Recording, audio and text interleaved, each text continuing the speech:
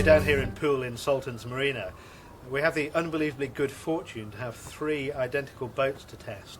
But the key thing is they all have different engines. 3 engines we have to test today are the Yanmar 370 stern drive, the Volvo 370 stern drive, but we also have the terrific fortune of having an outboard powered boat as well. That's a Mercury Verado 300.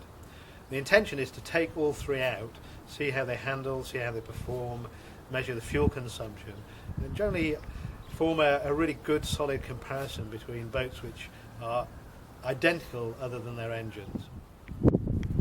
So we're on the stern drive powered boat here. Okay, this particular one has the Yanmar in, but the Volvo one will have the sort of same basic layout and cockpit. And of course this is one of the key differences between the outboard boat and the stern drive boat, is the layout of the cockpit. It's not necessarily a good or bad, it's just sort of pros and cons really. The stern drive boats have a single flat elevated aft deck, and of course that's going to be fantastic for water sports enthusiasts. They can carry little boogie boards on here, launch easily, maybe even get a windsurfer in on here with a bit of a struggle. Whereas the outboard powered boat obviously has a deep cockpit, which we'll go and have a look at in a minute.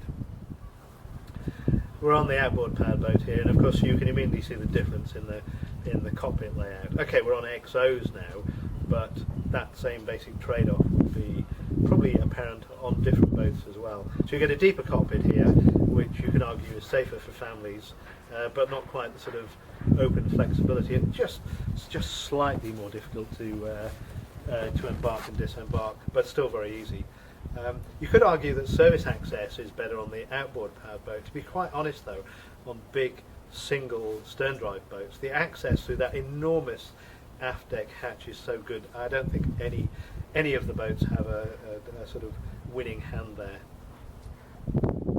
One of the things that really took me aback on this Mercury Verado powered boat were the levels of sound, and they were just so incredibly low. They were sort of quite spooky, and this is an engine that's stuck out in the fresh air, not hidden in an insulated engine room like the stern drive boats. And yet the sound coming from this, not only was the sound levels very low on a sort of quantitative basis, but subjectively as well. It was just such a smooth purring in the background. With the aft door shut, you could hardly hear the engine at all.